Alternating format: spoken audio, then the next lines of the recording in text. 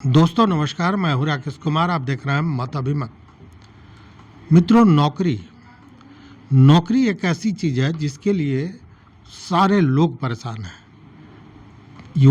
शिक्षित युवाओं की भीड़ है। आप देख रहे होंगे कि एक छोटे से पद के लिए हजारों लाखों लोग फॉर्म जमा करते हैं, चाहते हैं कि वह नौकरी मिल जाए। एमए पीएचडी किया हुआ आदमी 4th ग्रेड एम्प्लॉय में बनने के लिए अपना दस्तावेज देता है, फॉर्म भरता है, परीक्षा देता है। मतलब नौकरी कितना महत्वपूर्ण है, इस बात को समझिए। और इसी का लाभ ये साइबर फ्रॉड लेते हैं।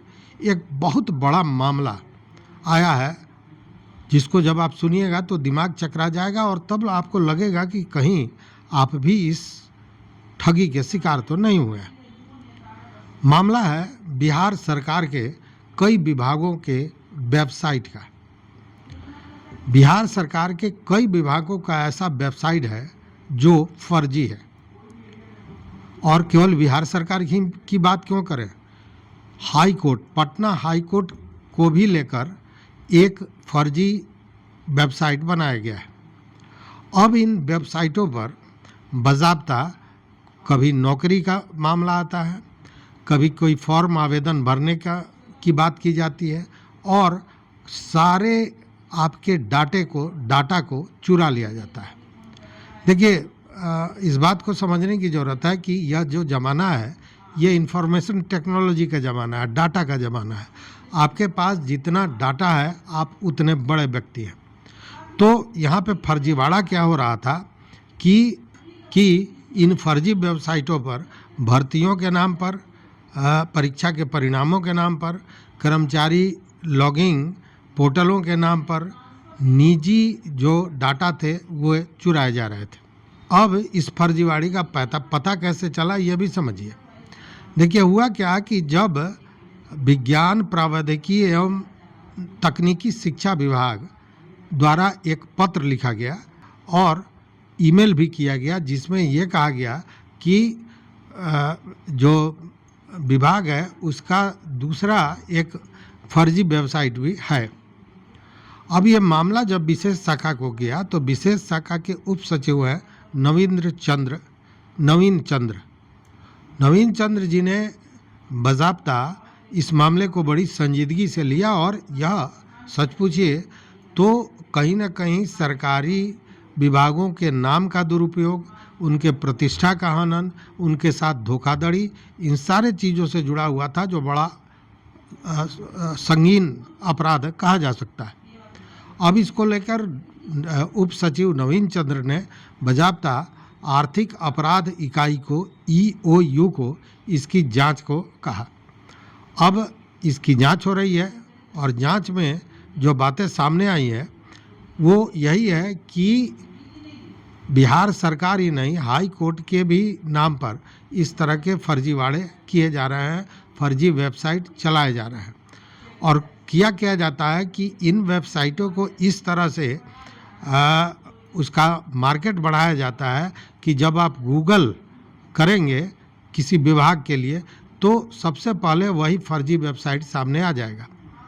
और स्वाभाविक है कि कोई भी देख रहा है कि अगर बिहार सरकार का ये वेबसाइट है तो उस पर क्लिक करेगा, उसमें आवेदन भरेगा या कोई इन्फॉर्मेशन देगा या परीक्षा का आवेदन भर रहा है, अपने परीक्षा परिणाम के लिए अपना रोल नंबर और सारी जानकारी दे रहा है। मतलब कि सारे डाटा की चोरी वहाँ से की जा रही थी। डिजिटल युग है। अब इस डिजिटल युग में सरकार की जितनी भी योजनाएं हैं वो सारी ऑनलाइन है, मतलब कि सारी वेबसाइट पर पड़ी हुई है। और ये जो साइबर अपराधी है ये इसका पूरी तरह लाभ ले रहे हैं और उसी में लोगों से आर्थिक और डाटा की चोरी के लिए इस तरह के फर्जी वेबसाइट का निर्माण किया गया। अब गृह विभाग ने इसे बड़ी गंभीरता से लिया है और गृह विभाग का मानना है कि एक तो जहां वो आम आदमी को ठग रहा है वहीं सरकारी विभाग की विश्वसनीयता भी समाप्त हो रही है, सरकारी विभाग की विश्वसनीयता भी समाप्त हो रही है। तो ऐसी स्थिति में यह भी अपील किया गया है कि जो भी वेबसाइट पर जाते हैं तो सतर्क रहें, इस बात की जांच करें कि वो सही में जो वेबसाइट है वो सरकारी है या फर्जी वेबसाइट है। ये तो फर्जीवाड़ा की बात हो गई, चूँकि मैंने शुरू में कहा नौकरी की बात। अब देखिए कि नौकरी का किस तरह झांसा दिया जा रहा है, और वह भी झांसा हाईकोर्ट के नाम पर। एक व्यक्ति धरा गया है जिस पर 2-2 लाख रुपया लेकर 2 व्यक्तियों को हाईकोर्ट में बाज़ाब्ता नौकरी दी गई, और अब वो पुलिस के हत्थे चढ़ा है।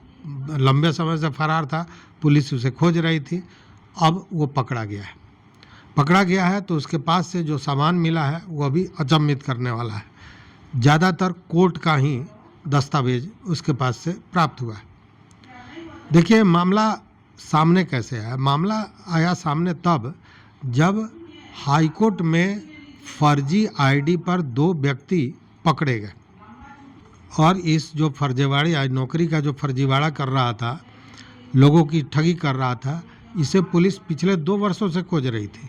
वह तो पकड़ा गया है, लेकिन इसके जो साथी हैं यह अभी हाथ में नहीं आया। अब ये समझ लीजिए कि इस मामले का खुलासा कैसे हुआ। इसका खुलासा ये हुआ कि 2 फर्जी आईडी पर एक चिंटू कुमार और एक श्रवण कुमार ये पकड़े गए पटना हाईकोर्ट में, जो दोनों का आईडी जो था वो फर्जी था।